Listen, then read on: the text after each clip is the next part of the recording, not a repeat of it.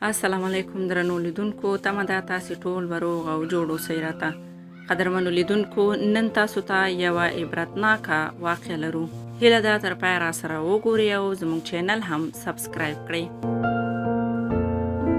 یو ډیر ګناهګار سړی و، خو د هغه مور خورا صادقه او نیک صالحه وه. د دې سړي څخه به چې هر وخت کومه ګناه وشوه نو هغه به دا ګناه په خپلې کتابچې کې لیکله.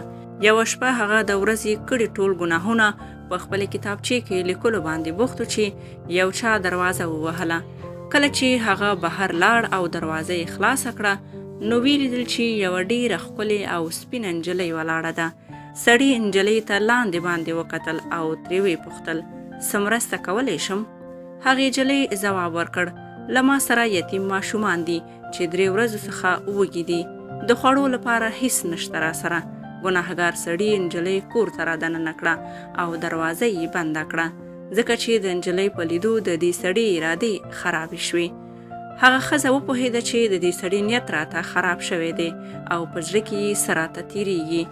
ګناهګار سړي په زوره هغه ښځه خپلې خواته ورکش کړه.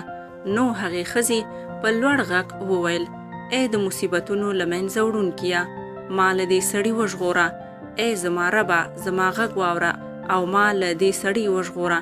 کله چې ګناهګار سړي دا فریاد واورېده نو هغه ډیر وژړل او ښځه یې پرېښوده.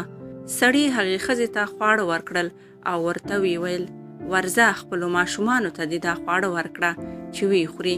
زه یو ډیر ګناهګاره انسان یم او هو خپلو ماشومانو ته ووایه چې له خدای څخه ماته هم دعا وغواړي چې زما تیر ګناهونه وبخي او هغه ګناهونه چې ما په خپلې کتابچه کې لیکلي دي هغه د بخښلو وروسته ړنګې شي.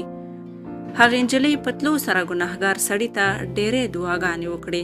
کله چې هغه نجلۍ لاړه نو سړي خپله کتابچه راواخیستله تر څو پکې ولیکي چې نن ورځ ما غوښتل د یوې نجلۍ سره بدکاري وکړم خو ومې نه کړه.